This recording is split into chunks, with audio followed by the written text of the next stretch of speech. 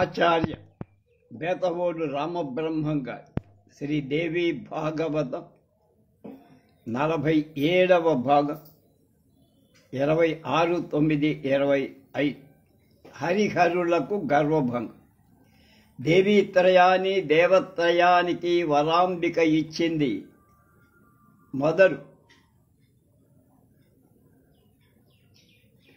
వారు సృష్టి కార్యాలు ప్రారంభించారు. ఒకానొకప్పుడు హలాహరులు అనే దైత్యులు మహాబలశారుడు విజృంభించి ముల్లోకాలను జయించి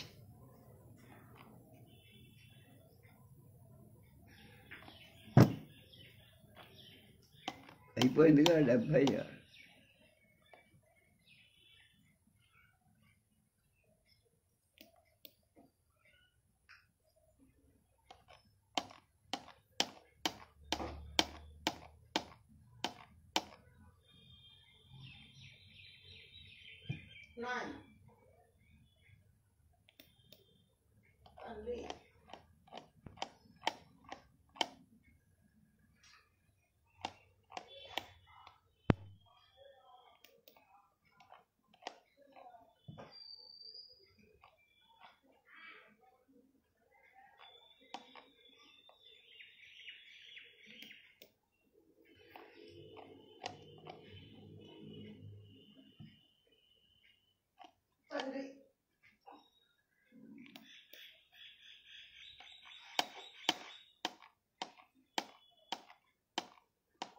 తారకాసుర విజృంభణ.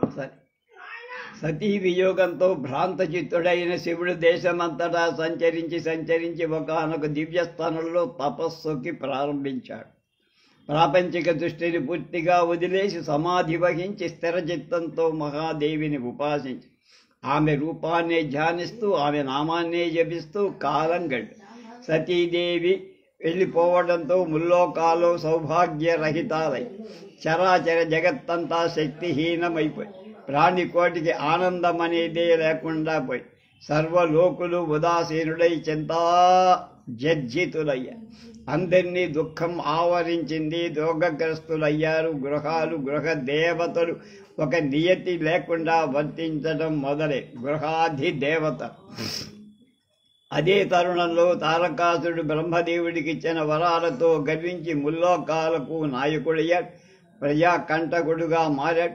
శివుడికి ఔరసుడిగా జన్మించిన పుత్రుడు మాత్రమే తారకాసురుని సంహరించగలని దేవతలంతా నిర్ధారణ చేశారు.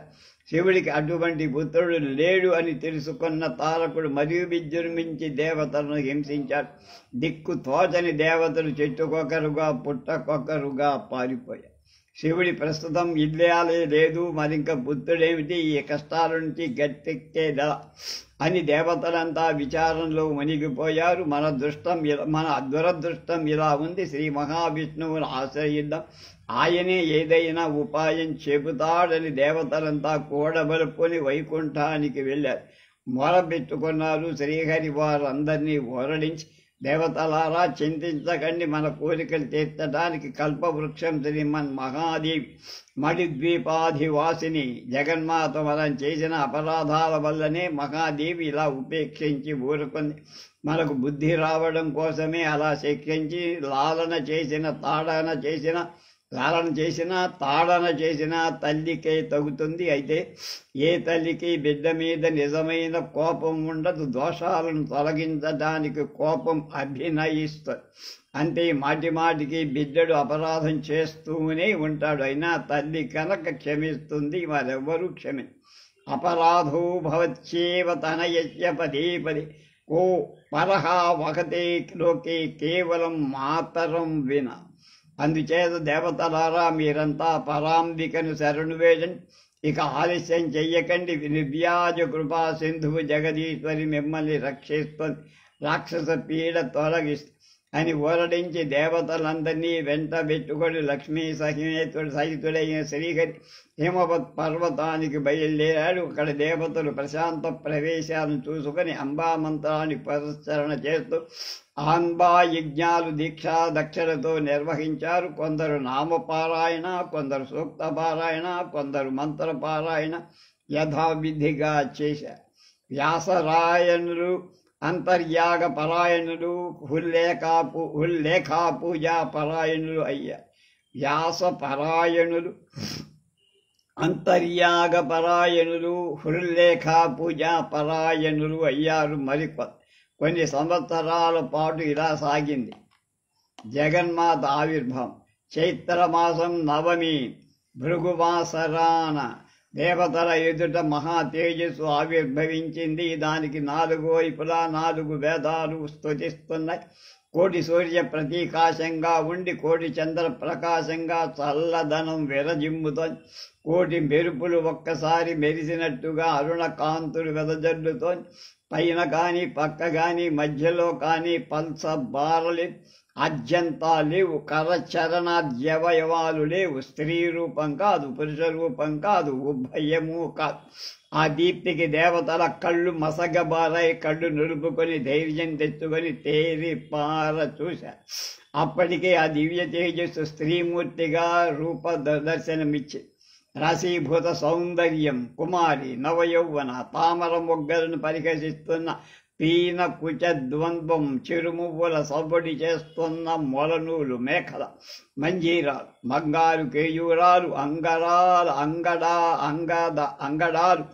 అలాగే కంఠాభరణాలు రత్న రాసులు పొదిగిన కంఠ పట్టిక చిన్న మొగిలి రేకును ముడుచుకున్న విశాలమైన కటి ప్రదేశం పొట్ట మీద సన్నని నూగారు కర్పూరపు తాంబూలంతో ఎరిపెక్కిన సువాసనలు విరజెమ్ముతున్న నోరు మెరిసిపోతున్న బంగారు లోలకులతో తడుకులీరుతున్న సున్నని చెక్కిళ్ళు అష్టమి నాటి చంద్రలేఖ లాంటి నుదురు దట్టమైన కనుబొమ్మలు ఎర్ర కలువల్లాంటి నేత్రాలు కొనదీరిన ఎత్తైన ముక్కు మధురాధరం మల్లె మొగ్గల్లాంటి పరువరస ముత్యాల దండలు రత్న కిరీటం చెవికి అలంకరించుకున్న చంద్రరేఖ జడలో మల్లిక మాలతి పుష్పాల దండ నుదుట 3వ కన్నులా ఎర్రని కుంకుమ బొట్టు పాశాంకుశ వరద అభయహస్తాలు ఎర్రటి చీర కట్టుకొని దానిమ్మ పువ్వు రంగులు ధగధగలాడుతూ జగన్మాత సర్వశృంగార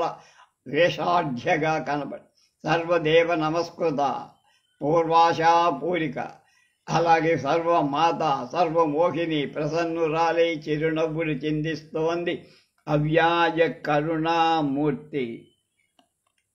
దేవతాకృత దేవీ స్తుతి. దేవతలంతా ఎక్కడి వాళ్ళక్కడ సాష్టాంగపడ్డారు.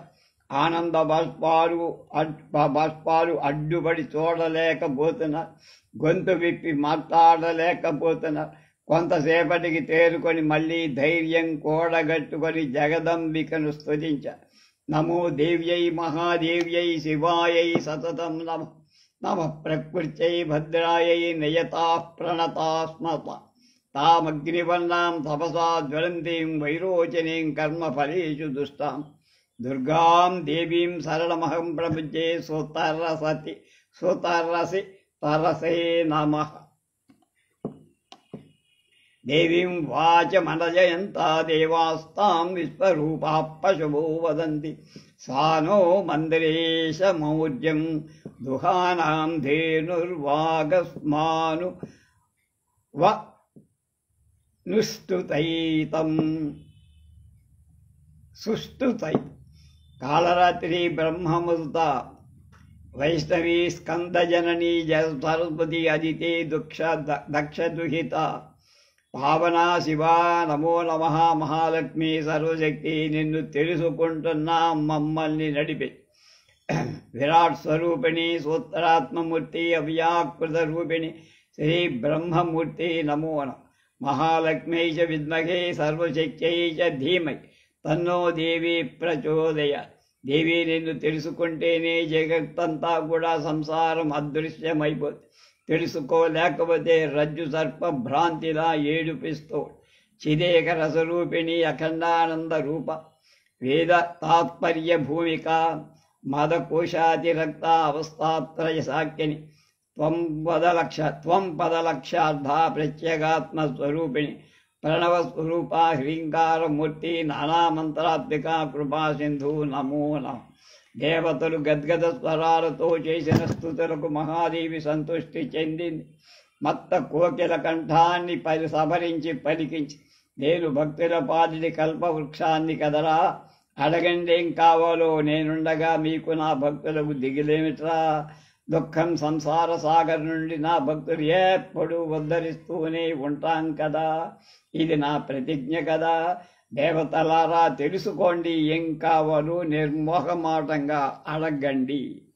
జగన్మాత ముల్లోకాలలో నీకు తెలియదంటూ ఒక్కటి ఉందా, నువ్వు సర్వజ్ఞవు సర్వసాఖ్యవి. తారకాసురుడు మిమ్మల్ని రేయింబగళ్ళు హింసిస్తున్నాడు. శివుడికి ఔరసుడిగా పుట్టిన పుత్రుడొక్కడే తారకుడిని చంపగలడు బ్రహ్మ చెప్పాడు. మరి ఇప్పుడు ఆ శివుడికి అస్సలు ఇల్లాలే లేదు, నీకు తెలుసు కదా. అంతకంటా మేము చెప్పగలిగింది లేదు.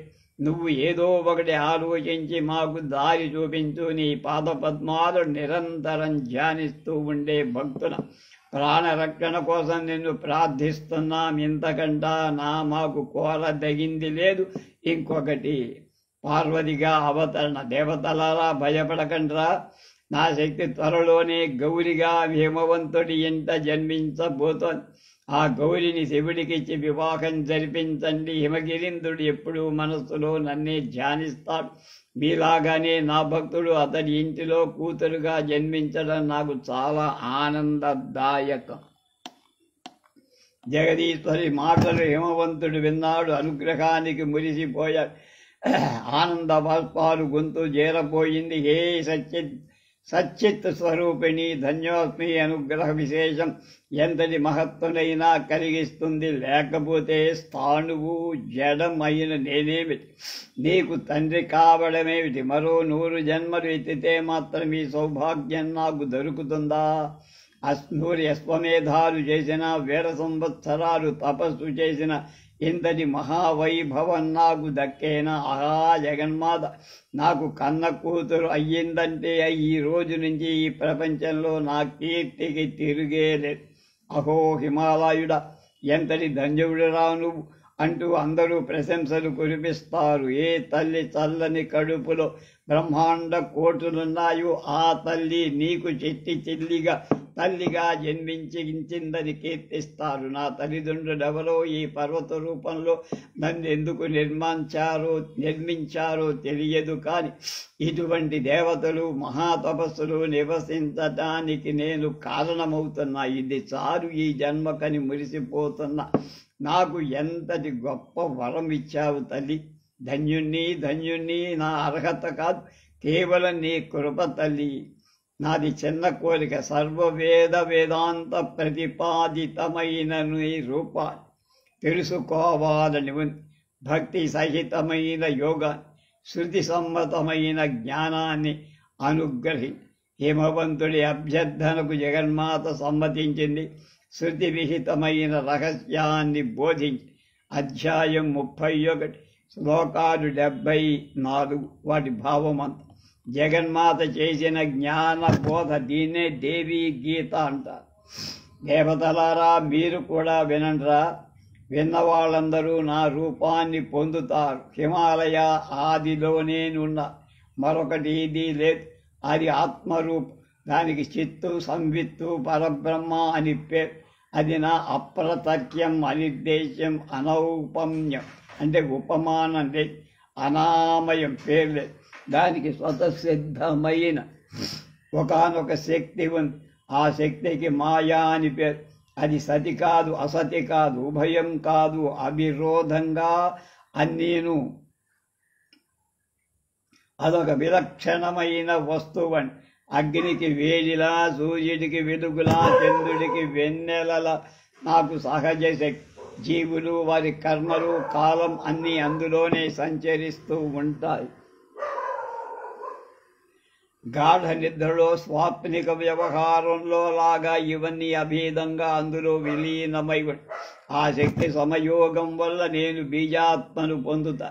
సాధావరణం వల్ల దోషత్వం సమాగతం అవుతుంది.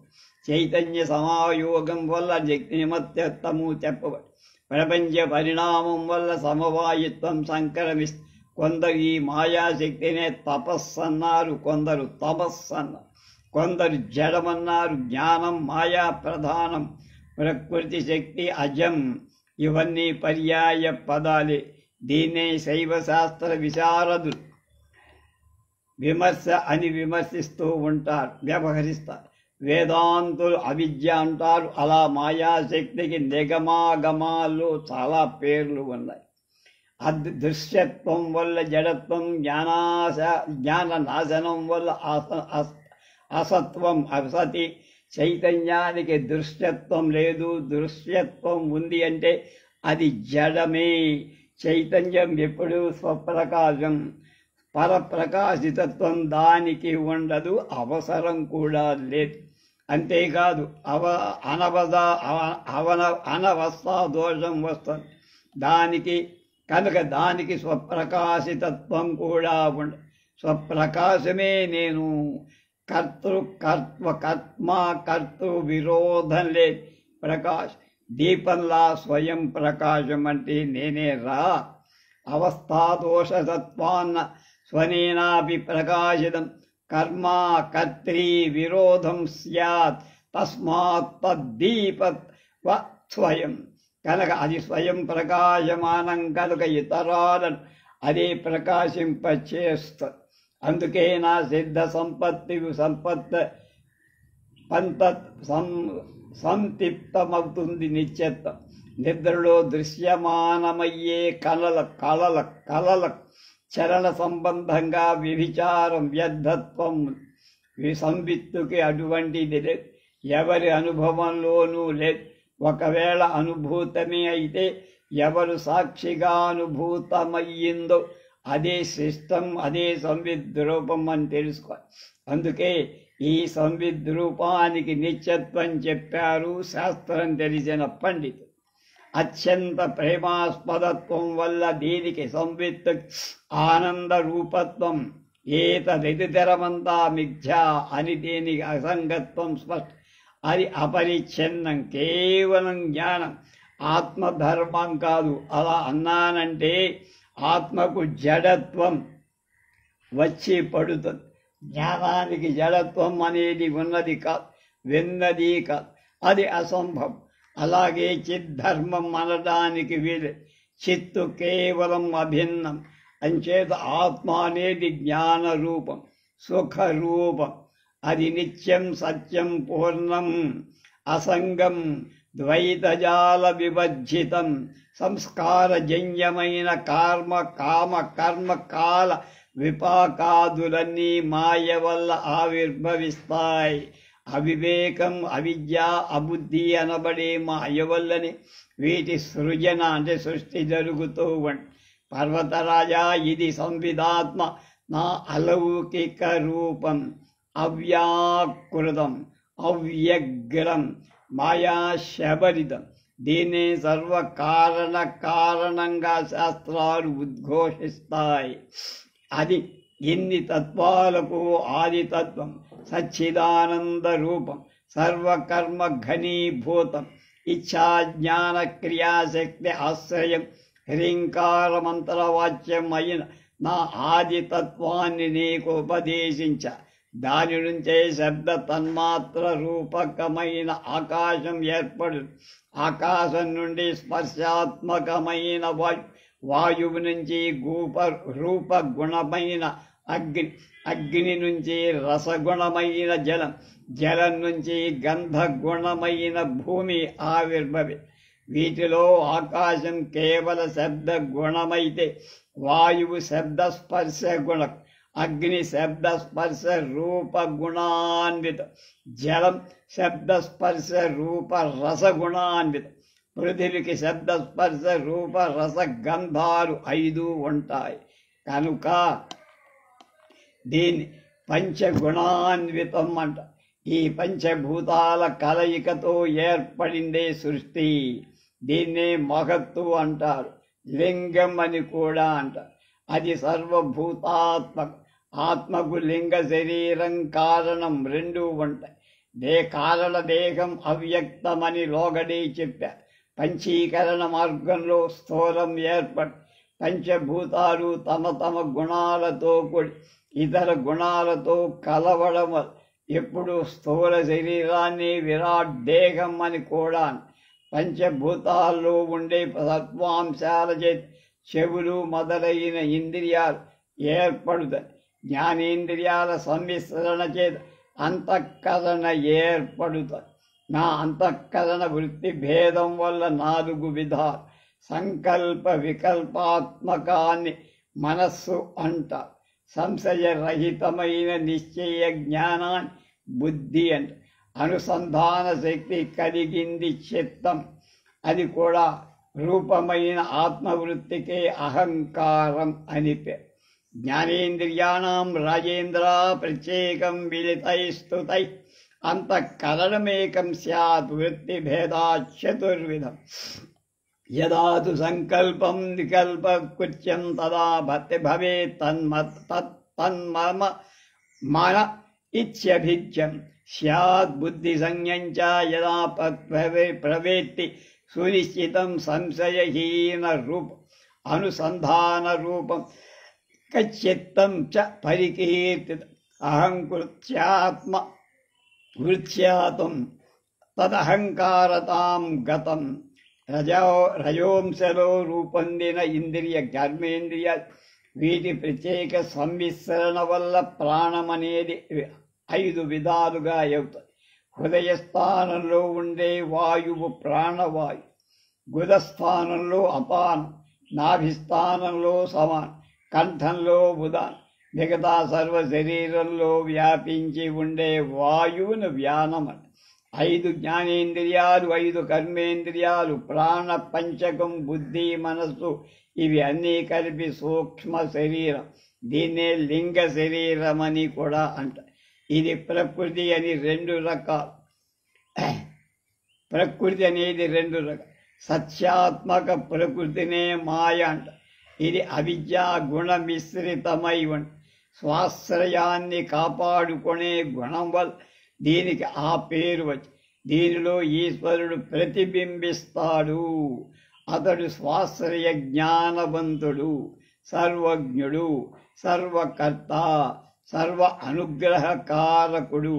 అవిద్యలో ఉండే ప్రతిబింబమే జీవుడు. ఇతడు సర్వ దుఃఖాశ్రయుడు. అవిద్యలో మునిగిన ఈ జీవేశ్వరుడు శరీరత్రయం ఉంది.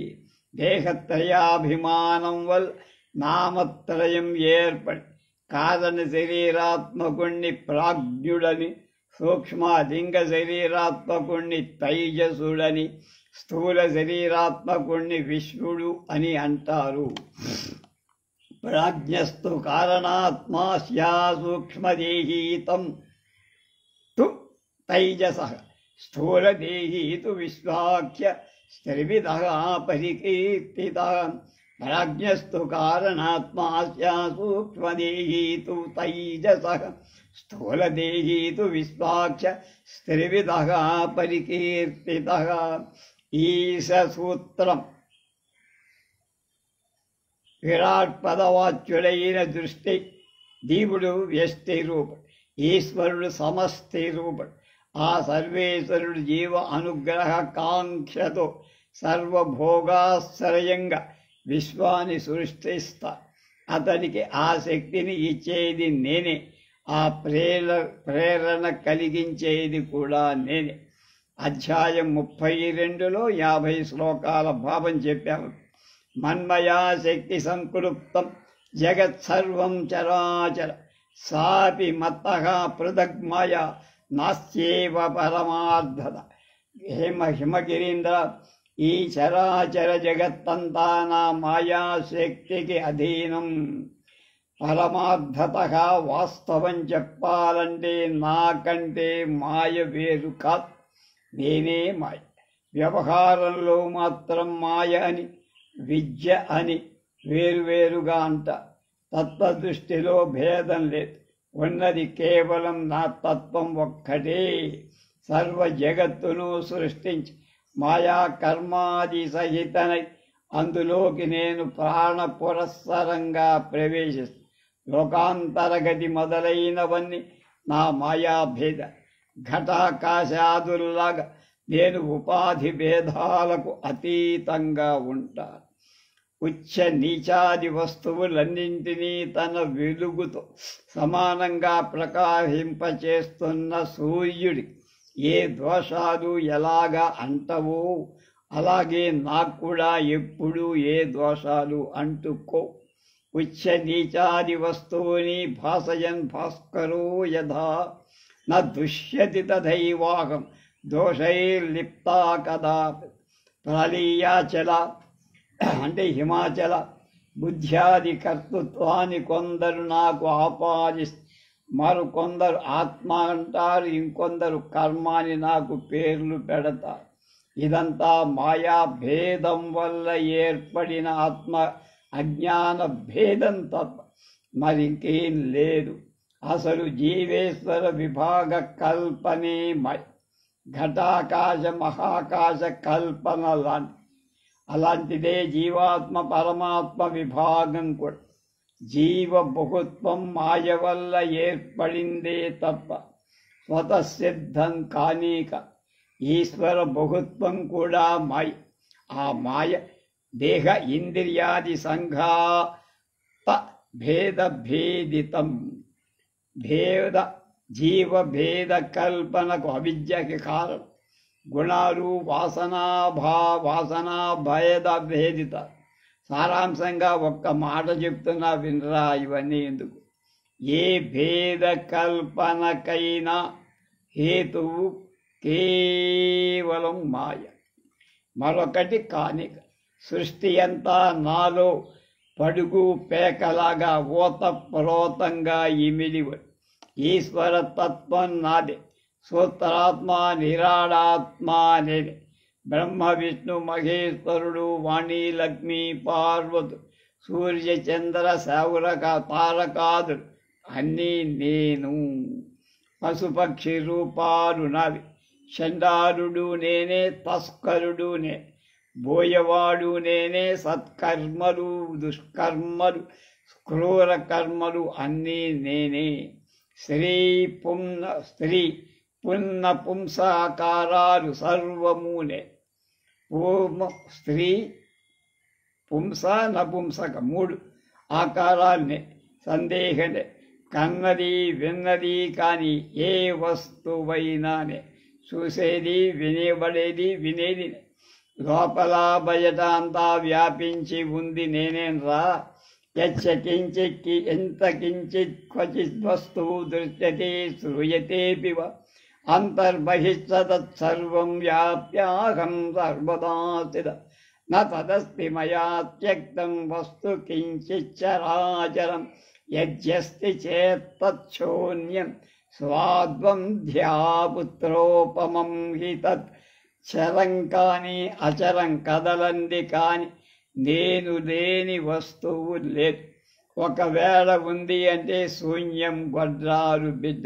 గొడ్రాలికి బిడ్డ పుట్టడం ఎలా ఉంటుందో ఒకే రజ్జువు సర్పల్లాగా మాదికలాగా ఇంకా రకరకాలుగా ఎలా భ్రాంతిని కలిగిస్తుంది, అలాగే నేను ఈశాది రూపాలతో భాషిస్తూ అధిష్టానాతిరేకంగా కల్పిత వస్తువు ఏది భాషించదు.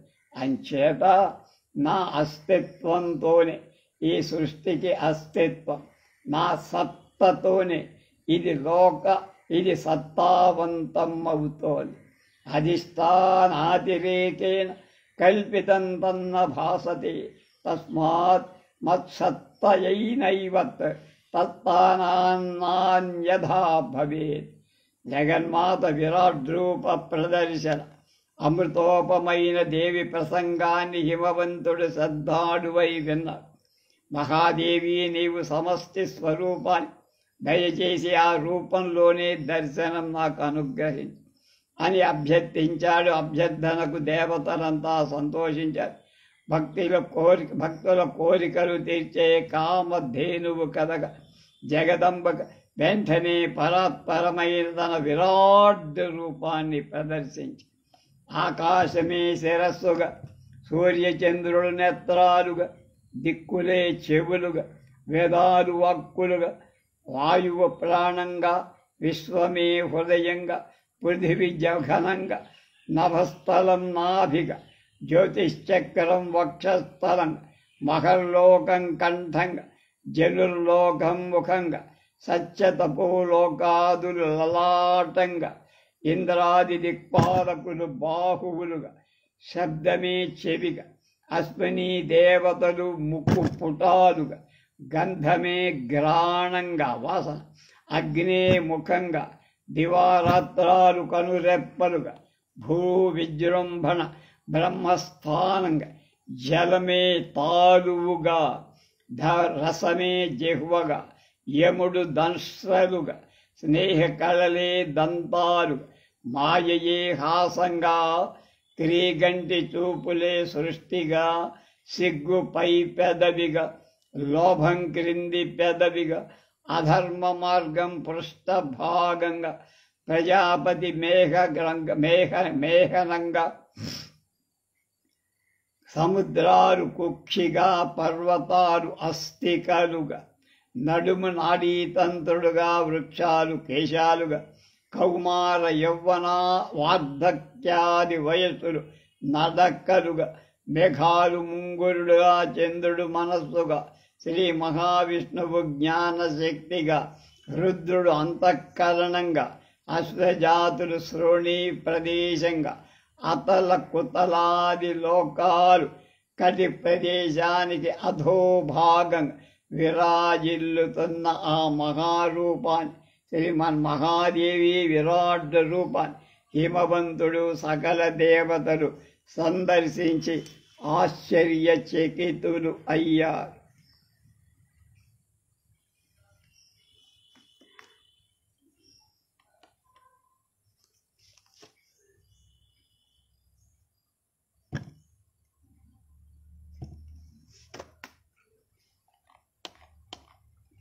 జ్వాలమాలా సహస్రాఢ్యం లేలిహానం హాసం చ జిహ్వయా దంశ్రా కటకటారావం నమంతం వహినిమక్షిభి, మంటలు ఎగజిమ్ముతున్న ముఖం, చప్పరిస్తున్న నారి, పళ్ళు పట్టలాడిస్తున్న నోరు, అగ్నులను వెదజల్లుతున్న కళ్ళు, రకరకాల ఆయుధాలు ధరించిన చేతి, బ్రాహ్మణ క్షాత్రియ ధర్మాలతో రూపుగొలుపుతున్న వీరత్, సహస్ర శీర్షాలు, సహస్ర నయన, సహస్ర చరణాలు, కోటి సూర్య ప్రతీకాశం, విద్యుత్ కోటి సమప్రభమైన తేజోమయ రూపం, కళ్ళకే కాదు గుండెలకు భయం గొలిపే ఘోర భీకర భీషణాకారం. దేవతలు కన్నులప్పగించి చూస్తూనే ఉన్న, హాహాకారాలు చేస్తూనే ఉన్న, ఆ దివ్య తేజస్సును తట్టుకోలేక మూర్ఛపోతున్న, 4 వేదాలు 4 దిక్కల నుంచి మంత్రాలు చదివి మళ్ళీ అందరినీ స్పృహలోకి తెచ్చి ఓరడించి, అప్పటికి ధైర్యం వచ్చి చెమ్మగిల్లిన కళ్ళతో జీరబోయిన కంఠాలతో సకల దేవతలు ఆ విరాట్ రూపిని స్తుతించ, అపరాధం క్షమస్వాంబ పాహి దీనాంతదుద్భవాన్, కోపం సంహర దేవేశి న భయారూప దర్శనాత్. అమ్మా జగదంబా, మా అపరాధాన్ని క్షమించు, నీ బిడ్డలం దీనులం రక్షించు, నీ విరాట్ రూపాన్ని చూసి భయంగా దేవేశ్వరి కోపాన్ని విడిచిపెట్టి నిన్ను ఏమని స్తుతించగను? మేము దేవతలమే అయినా నిన్ను స్తుతించడం చేత కాని పామరు. నీ విక్రమం ఏమిటో ఎంతటిదో మాకే కాదు, ఎవ్వరికీ తెలియదు. ఇది పూర్తిగా అజ్ఞేయం, తెలియని అప్రమేయం, అంతులే. నీ తరువాత నీకు బిడ్డలుగా పుట్టినవాడు. మాకా తెలిసేది నీ మహాత్మ్యం. భువనేశ్వరి ప్రణవాత్మిక సర్వ వేదాంత సంసిద్ధ హ్రీంకారమూర్తి నమో నమః. సూర్యచంద్రాదులు గ్రహ నక్షత్రాలు అగ్ని ఓషధులు అన్నీ నువ్వు నుంచి ఆవిర్భవించిన. నువ్వు సర్వాత్మికం. దేవ మానవ దానవ పశుపక్షాది జాతులని నీ వల్లనే రూపుదాల్చాయి.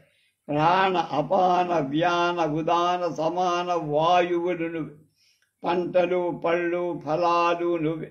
తపస్సు ధ్యానం సత్యం ధ్యేయం సమస్తం నువ్వే. బ్రహ్మచర్యాది పిపీ లక్షణాలన్నీను జగన్మాత నమో నమ.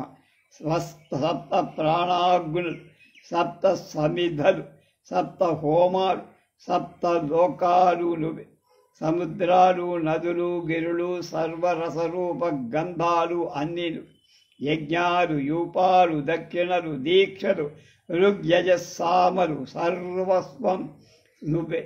సర్వాత్మకమైన నీకు అన్ని వైపులా నమస్కరిస్తున్నాం. మళ్ళీ మళ్ళీ మళ్ళీ నమ పురస్తాత్ పృష్ఠే చ నమస్తే పార్తయోర్ధ్వయో అధ పూర్ధ్వం చతుర్దిష్టు దిక్షు మాతర్భుయో నమో నమః. దేవేశి, ఈ అలౌకిక దివ్య రూపాన్ని దయచేసి ఉపసంహరించు. సౌమ్య సుందర రూపాన్ని మళ్ళీ ధరించి దర్శనమనుకు అంటూ దేవతలు చేసిన అభ్యర్థనను జగదీశ్వరి మన్నించి భయపడ్డారని గ్రహించి కృపా సింధువు కనుక ఘోర రూపాన్ని వెంటనే ఉపసంహరి సౌమ్య సుందరాకార చిరునవ్వులు చిందిస్తూ నిలిచి పాశాంకుశ శర అభయహస్తాలతో సర్వాంగ కోమలం కరుణాపూర్ణ నయనం మందస్మిత ముఖాంబుజం అయిన రూపాన్ని దర్శించి బుధులు హిమవంతుడు భయం నుంచి తప్పరిల్ల శాంతచిత్తులై స్తుతిస్తూ సాష్టాంగపడ్డ. 33వ అధ్యాయం 56 శ్లోకాల అప్పుడు ప్రసన్న గంభీర స్వరంతో మహాదేవిని అందరినీ సంబోధించి ఓరడించి, దేవతలారా, నా విరాట్ రూపం మీకు అందేది కాదురా. మీ పట్ల వాత్సల్యం కొద్దీ నేనుగా దర్శనం అనుగ్రహించానంతే. వేదాలు వల్లించిన, యాగాలు యోగాలు సాగించిన, దానాలు దొర్లించిన ఎవ్వరికీ నా విరాట్ రూప సందర్శనం కహాభాగ్యం కుదరదు, లభించదు. కేవలం నా అనుగ్రహం ఒక్కటే సార్. విరాట్ రూపమేమి? ఈ రూపమైన నా వేదాధ్యయనైర్యోగ్యైర్న దానేస్తపశ్చేజ్య రూపం ద్రష్టుమిదం శక్యం కేవలం మత్కృపాం. జగన్మాత తత్వబోధ చేస్తా. హిమగిరీంద్ర, పరమాత్మయే ఉపాధి యోగంతో జీవాత్మను పొంది ధర్మహేతువులైన వివిధ క్రియలకు తాను కర్తయ్య చేస్తా. అనేక జన్మలు పొందుతా, సుఖ దుఃఖాలు అనుభవిస్తా. పూర్వజన్మల సంస్కారాన్ని బట్టి మరిన్ని కర్మలు చేస్తా, మరిన్ని జన్మలెత్తుతా. ఇది కూడా ఒక గంటల యంత్రం. దీనికి విరామం ఉండదు. అంటే గడియారం. అజ్ఞానమే మూలం. దానివల్లనే కోరికల నుంచి క్రియలు పనులు బయలుదేరు. అంచేత అజ్ఞానాన్ని నశింపచేసుకోవటానికి నిరంతర ప్రయత్నం ఉండాలి. అజ్ఞాన నాశనమే జన్మ సాఫల్యం. పురుషార్థ సమాప్తి జీవన్ముక్తులు అజ్ఞాన నాశంతోనే సాధ్యం. అయితే ఈ అవిద్య, అజ్ఞానం అనేది చాలా గట్టిది రోయ్. అవిరుద్ధమైన సత్కర్మల వల్ల ఆశ ఉండదు. అజ్ఞాన నాశనం మీద కోరిక పుట్టదు. అనర్థదాయకాలే కర్మల వైపే మాటికి పరుగులు తీస్తారు. వాటి వల్ల రాగం వల్ల దోషం, దానివల్ల అనర్థం తప్పవు. అంచేత గాలాగట్టి ప్రయత్నం చేసి జ్ఞానాన్ని సంపాదించుకో. అజ్ఞానాన్ని నిర్మూలం చేసుకో. కర్మలు చెయ్యక తప్పదు. సత్కర్మలు అవశ్య కర్తవ్య. కానీ కైవల్యమని కేవలం జ్ఞానం వల్లనే లభిస్తుంది. దానికి సిద్ధికి హితకారులై సత్కర్మలు సహాయపడి మంచి కర్మలు చేస్తే సిద్ధి వస్తుంది. జ్ఞానాదేవ హి కైవల్యమతః స్యాత్ తత్సముచ్చయ సహాయతాం వ్రజేత్ కర్మ జ్ఞానస్య హితకారి చ. నగరాజా, జ్ఞానం వల్ల హృదయ గ్రంథి భేదనం జరుగుతుంది. దాని నుంచి కర్మ ప్రారంభమవు. అవి రెండు చీకటి వెలుగుల్లాంటి విరుద్ధాలు కనుక వీటికి యోగపద్యం లేక ఐకమత్యం అసంభవం.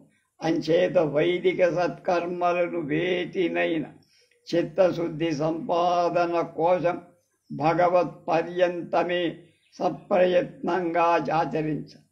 శమం, దమం, తితిక్ష, ఓర్పు, వైరాగ్యం, సాత్విక ఇవి సిద్ధించేవర్ సత్కర్మ ఆచరణ చెయ్య. ఆ పైన అక్కల సన్యసించ. ఆత్మజ్ఞుడై శ్రోత్రియుడు బ్రహ్మనిష్టా గరిష్ఠుడు అయిన గురువు నిర్యాజ భక్తితో సమాశ్రయించ. నిరంతరం ఏకాగ్ర చిత్తంతో వేదాంత శ్రవణం చెయ్య. తత్వం అస్ వంటి మహావాక్యాలు గురించి విచారణ చెయ్యాలి, లోతుగా ఆలోచించ.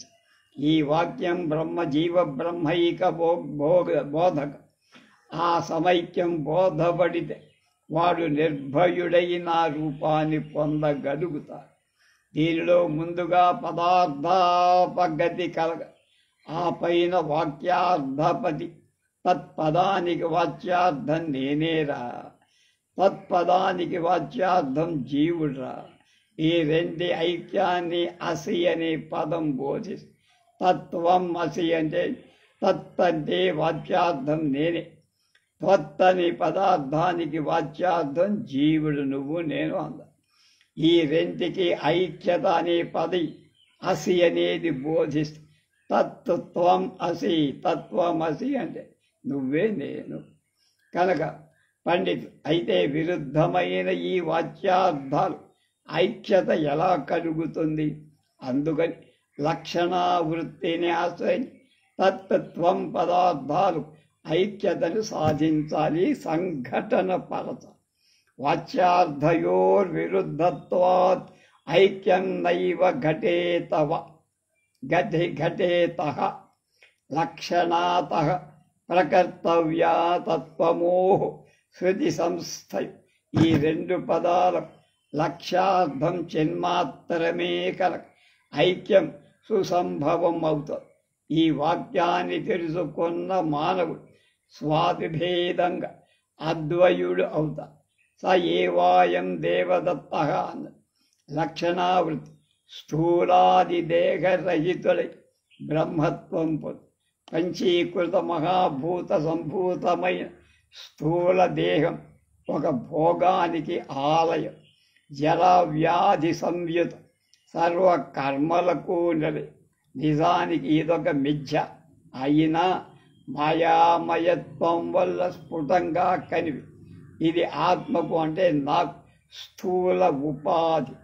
జ్ఞానేంద్రియ కర్మేంద్రియ ప్రాణ పంచక సమాయుక్తమై మనోబుద్ధులతో కూడి ఉన్నది సూక్ష్మ ఉపాధి. ఇది అపంచీకరణంతో ఆత్మకు ఏర్పడిన సూక్ష్మదేహం. రెండవ ఉపాధి అంట సుఖ దుఃఖ అనుభవాలకు అవబోధకం. అనాది అనిర్వాచ్యమైన అజ్ఞానం మూడ. దీన్నే కారణ దేహం అన్నారు. ఈ ఉపాధులు నశించిపోతే కేవలం ఆత్మ మిగులు. ఈ మూడు దేహాలలో పంచకోశాలు అంతఃస్థితాలై లోపల సర్వదా ఉంటాయి. పంచకోశ పరిత్యాగంతో బ్రహ్మపుచ్చం అనేటువంటి తోక దొరుకుతుంది. నేతి వాక్యాల ద్వారా చెప్పబడే నా రూపమే అది. సాగు పుట్టుక లేనిది, అజం నిత్యం శాశ్వతం. శరీరం ఉపాధి మరణించిన అది మరణించదు, సంపబడదు, చావదు. అది ఆత్మతత్వం. ఇది చిన్ననాటిలోకెల్లా చిన్న, పెద్దవాటిలోకల్లా పెద్ద. రాణికోటి ఆత్మ గుహలో భద్రంగా నిక్షిప్తమైన రహస్యం. దీని మహిన బ్రహ్మానుగ్రహం పొందిన వీత శోకుడే తెలుసుకో. శోకాన్ని జయించినవ. అనోరణీయాన్ మహతో మహీయాన్ ఆత్మాప్యజంతో నిహితం గుహాయాం తమక్రతుః పశ్యతి వీతశోకో ధాతుః ప్రసాదాన్ మహిమానమస్య పర్వతరాజ స్వస్థ ప్రతిపత్తి కోసం మరొక పోలిక చెప్తున్నా, నీకు అర్థం కాదు. ఆత్మను రథికుడుగా గ్రహించు. శరీరమే రథం, బుద్ధి సారథి, మనస్సు అనేది కళ్ళె, ఇంద్రియాలనేవి గుర్ర. ఇంద్రియ మనోయుక్తమైంది ఆత్మను భోక్త అంట. అవిద్వాంసుడు, అమనస్కుడు, అశుచి అయినవాడు తత్పదార్థాన్ని తెలుసుకోలేడబ్బాయి. సంసారంలోనే పడి కొట్టుకుంటూ ఉండి విద్వాంసుడు, సుమనస్కుడు, ఎల్లవేళలా శుచి అయినవాడు తత్పదాన్ని పొందు. అతడికి ఇంకా పునర్జన్మ అనేది ఉండి, విజ్ఞానమనే సారథి ఉండి, మనస్సనే కళ్యాణి చేత పట్టుకొని రథాన్ని నడిపిస్తున్నవాడు గమ్యమైన పరమపదాన్ని చేరుకుంటా. అలా శృతిలో మతితో ఆత్మతో నిశ్చయించుకొని నన్ను ఆత్మరూపంగా భావించిన వాడు బతికి ఉండగానే ముక్తుడవుతాడు, జీవన్ముక్తి. విజ్ఞాన సాధిర్యస్తు మనః ప్రగ్రహవాన్ నరః సోధ్వనః పరమాప్నోతి మదీయం తత్పరం పదం. జగన్మాత చేసినటువంటి యోగ బోధ ఎలా ఉందో రేపు తెలుసుకో.